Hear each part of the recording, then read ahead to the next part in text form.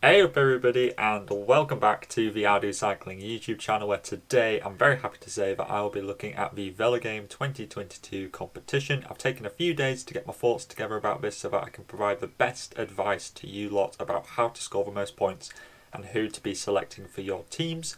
I'll be putting the mini league code for Outdo Cycling down in the description below.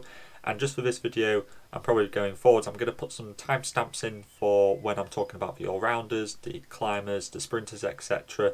so that you guys can come back and more easily navigate the video to try and find my advice in the future if you need to come back and look at it. So, without further ado, let's actually have a look at some of the riders that we've got. So, of course, Pogacar is 26, which makes a lot of sense considering that he got the most amount of points last year. I think he got about 2,800 last year, so Pogacar is definitely still in the realms of being good value for money for 26. I certainly think he could get 2,500 plus points again this year, and I would say that he is, alongside Roglic, probably one of the must-have riders on your team. I think that they provide the most security and the most likelihood of getting the victory for the Tour this year. So Pogacar is a great one because he can also TT and he also goes for bonus seconds. He's a very punchy rider as well, and we saw from Flanders this year that he's also very good over cobbles, so I wouldn't be expecting too many issues over on stage 5, although it's very possible he could have a mechanical. Roglic, of course, because he crashed out last year, people are a little bit sceptical about him, which is very understandable, but you have to remember that he was leading that 2020 Tour up until the second to last stage. He is a very good rider, and I think he would have done very well last year. And I honestly think that he's probably one of the only people who could beat Pogacar in this race. I think that Roglic is a good choice, especially considering he is also a very good time trialist. The only issue I have with Roglic is that there's also Vingegaard on the team, so I'm not sure who they're going to be going with. It makes me think that perhaps you could get caught on a 50-50 split where one of them ends up working for the other one. So there is a slight little bit of apprehension there. But let's talk about Vingegaard. Of course, he looked very strong at Dauphiné. Some people arguably saying that on the Plateau de Soleilson that Vingegaard actually looks stronger than Roglic. There's certainly that argument to be had there. You could really pick either of them. I think they're both very good choices. There's no 16 pointers in this category. In fact, I'm not sure if there's any 16 pointers in the race. You've got Geraint Thomas at 14. Of course, I would usually say probably not a great pick, but he did win the Tour de Suisse and a very good time trial on the last day. I think that G is all of a sudden a relatively good choice. However, I am still not saying that he's going to finish on the podium. He could certainly finish inside the top 10. So I think for 14 credits, G is a good choice, but certainly not kind of like an outstanding one. Vlasov, of course, coming off of the Tour de Suisse, we know that I think he had a positive COVID test, so we're not sure how he's going to be feeling after that. Perhaps he might be kind of feeling some consequences of that. I'm just not sure how Vlasov is going post-COVID and post-Tour de Suisse, although if he didn't have COVID, I would say that he is a very good choice considering how he's been looking this year. I would say that he's a candidate for a top 5, if not possibly for the podium. Speaking of riders who consistently kind of do that, Enric Mas is usually a good choice, but he's just not looked quite on fire this year. Of course, he DNF'd the Criterium du Dauphiné. I'm not sure how he's going either, and I certainly think that perhaps there's some better choices in this category than Enric Mas, but I do think that he is a safe option. He usually finishes quite high up in GC, but maybe this might be the exception rather than the rule this year. Fuglsang at 10, I can understand why he's 10, but I don't think he's a great choice. In my opinion, he doesn't seem to go too well over 3 weeks. I'd be avoiding him. I'd likely avoid Chris Froome. I am a Froome fan, but I would say that he's not great for fantasy this year. Grosschartner has just won the Austrian time trial and road race, so he's obviously in very good form.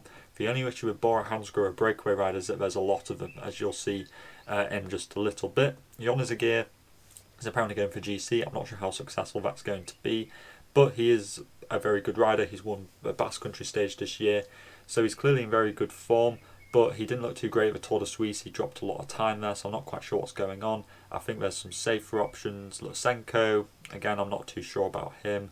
McNulty will likely be domestiquing for Pogacar. And you got Iran, who would usually be a pretty good pick a few years ago, but just again hasn't looked too great. You got some really good 6-pointers. I like Catania. I know that his climbing isn't too great, but the 2 time trials really do favour him. He could certainly finish inside the top 6 of both of those TTs. He's going to try getting breakaways. I think that he's probably one of the better climbers that Quickstep have. So I think that for 6 points, Catania is very good value. And then you've also got Patrick Conrad here. Like I said, with Grosjean, there is a lot of these breakaway riders for Bora Hansgrohe. He is just another one, as is Max Schachmann. You just don't know who they're going to be going with. Perhaps their team's very saturated with talent. You don't know who to go with. Nielsen Palace is another good one. He looked good at the Tour de Suisse. So that's the all-rounders done with. Let's have a look at the climbers. Danny Martinez is 14, which is relatively cheap for Martinez. I think I was perhaps expecting him to be 16, but I think Martinez is a great candidate for the podium. Again, the issue is they've got Geraint Thomas and Adam Yates as well. You're not quite sure who they're going to be going with, but Martinez showed some good form in Tour de Suisse, built into the race as it went along, showed a very good time trial on the last day. I think that he's a very good choice. Ben O'Connor was one of the only people who could stick with the ferocious pace of Roglic and Vingegaard up the Plateau de Soleilson.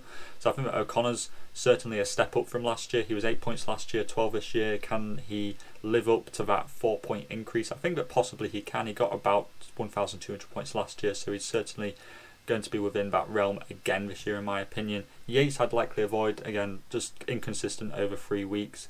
Then you got a lot of these 10-point riders, Bardet, Gaudu, Haig and Quintana, all going to do a decent job. I'd expect them all to get somewhere in the realms of 700 to maybe 1,000 points, but certainly there's some better value perhaps lower down. In this category of climb, you've got a lot of breakaway riders, so like Guerrero I think is a great choice because of how he looked at the Dauphiné.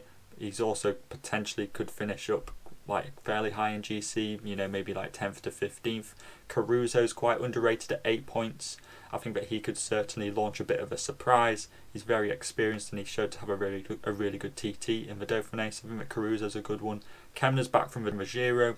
He did really well there. Can he repeat that feat here? I think it's certainly possible, but I wouldn't be expecting him to get the 1,200-ish points of the Giro. Kuss is usually quite a good one. He gets into the breaks kind of into the 3rd week. It depends whether Jumbo will allow him to do that, considering they've got such a GC focus this year. And then you've got maybe Pinot and Woods. There'll be other breakaway riders. Good choices, but not outstanding. A lot of these 6-point riders I'm going to miss over. Some of them just aren't particularly great. My favourite ones are Louis Mienquez, who did a very good GC performance at the Dauphiné. Actually quite surprisingly good. So I think that he, despite the TTs, which will completely ruin him, he is still quite a good choice and could certainly net somewhere around 700 points. Mollem is very similar. He'll be getting into the breakaways a lot. That's what Trek are going for. He's probably one of the best climbers that Trek have, alongside Ciccone, who's a little bit further up. He's another good choice. But I think that Mollem has just got that experience and he knows what he's doing. He could, again, net some quite tasty points there. Quinn Simmons has been going for the KOM classification in the Tirreno and the Tour de Suisse, so maybe he's going to try and go for that again this year. That's quite a good choice. Storr is quite a good one as well, if he can repeat what he did at the Vuelta last year, where he won lots of stages. And then Dylan Teuns is usually a very good choice, and I was expecting him to be a bit higher up in price, maybe like an 8 or a 10. But for 6, I think Dylan Teuns is a very, very strong rider for you to have onto your team, considering that he won a stage last year, he won a stage in 2019, and Bahrain usually get quite high up in the team classification. I think that Teuns is a very good choice for you to go with. Now we go on to the sprinter category, which is very interesting because of just Wout van Aert basically being 18 points. It's a lot of points for you to invest into your team, and it makes it very difficult for you to get Pogacar, Roglic and Wout van Aert onto your team with credits left over for everybody else. So George has done a great job of forcing us into some tricky decisions here.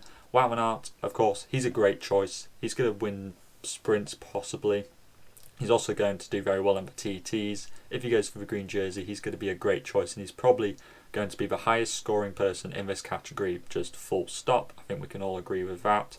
You got a lot of these other great sprinters at 14 and 12 points, but bear in mind that these guys, because of the limited number of sprint stages, they probably won't be getting near 1,000 points, which is just going to make them particularly not great value, because they're 14 points. I'd be needing them to get 1,000 plus points as like a guarantee. So I think for 14 they're just too expensive. I would actually be looking a bit further down. Maybe Groenewegen at 10 you could provide a bit more of an argument for. Matthews at 10 is again good because he'll likely go for the green jersey. He'll get into breakaways. He can fight for some of the puncher finishes. He'd be a bit of a safer option at 10. I'd say that Pedersen at 8 is good because he's going to try and go for the yellow jersey in the opening week. and therefore he's going to do a good TT, get those GC points early on, so he could be a bit of a better one as well. And then in terms of 6-point riders, because Sam Bennett has recently just been taken off of Bora's start list, you could say that Danny Van Poppel is a great choice now because he will be the lead sprinter in their team. Therefore, he could actually launch a couple of top 10 finishes and be quite good value for such a low point sprinter. Some other good ones might be Brian Cockard and Hugo Hofstetter possibly. So those are my kind of that's my sprinter breakdown. Essentially, I think you have to go either like right at the top with Wout van Aert or just save a lot of credits down below. The middle people from like 14 to 12 just aren't that great value in my opinion. Now we go on to the unclassified riders, and there are just so many good value riders in this category. It's insane. So this is going to take a little bit longer. But we've got Mathieu van der Poel at 14. Of course, he was 12 at the Giro, and he got a lot of points there. Can he repeat the same here? I think that for 14 he is quite expensive, and I'm not sure about him being able to get as many points as he did at the Giro, but I very well could be proven wrong here. He is still a good choice. I'm just not sure if he's a very good value for money pick, if you see what I mean. Ganna at 10. Again, if you want 2 guaranteed TT victories, then likely go with Ganna. But for 10, I'd be needing him to get over 800 points, and I just don't see how he's going to bridge that gap with after the TTs, considering this isn't going to be like the Giro 2020 where he's allowed into the breaks. He's going to be on a domestique duty. So I think that Ganna will get good points, but again, not great value for money. You've got so many 8-point riders. Badjoli could be a good one for Quick Step. He's one of the only climbers. Maggie's a great one because he'll get into the breaks, and the TTs really suit him as well. I think that he's a great choice, especially since EF are going to be launching probably quite an aggressive race. Leknesund, I would probably say avoid. I think that for 8 he's quite expensive.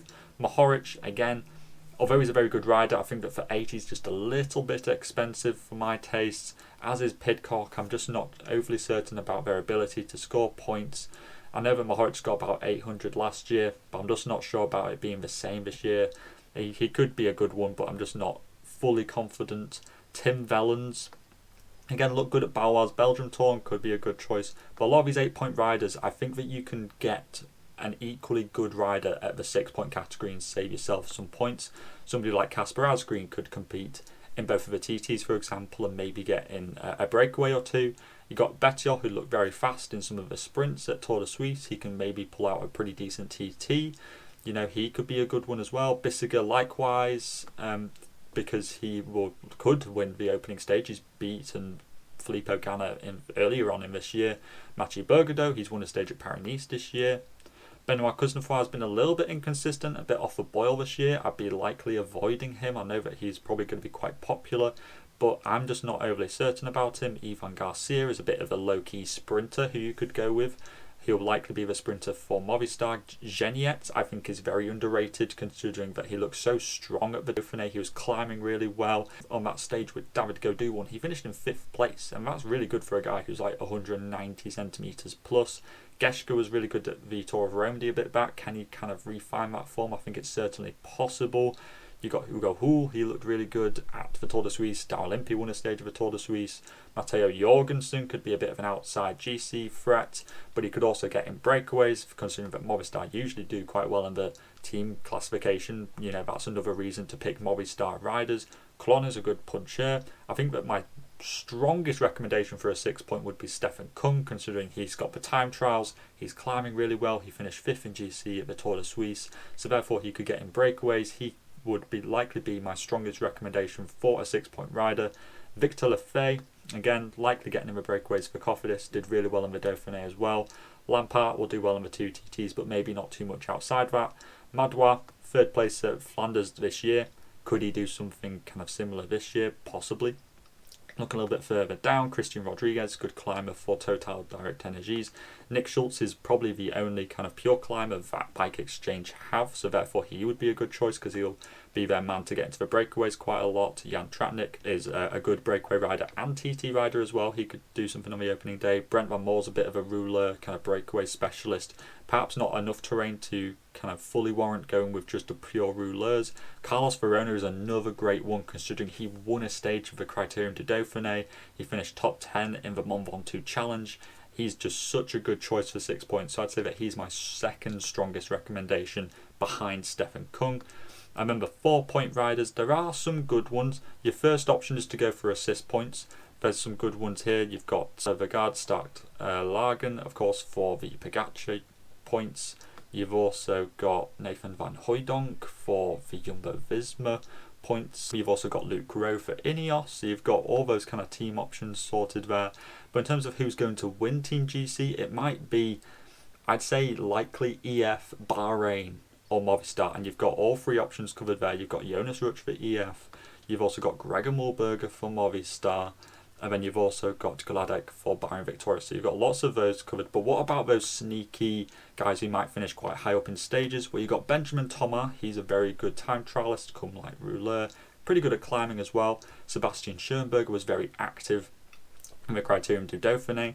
And then you've also got Florian Vermeersch. He, of course, came second at Paris-Roubaix last year. So therefore, he could do quite well on that cobbled stage. Pretty decent time trialist too. Kevin Vermaerke is a good puncher for Team DSM as well.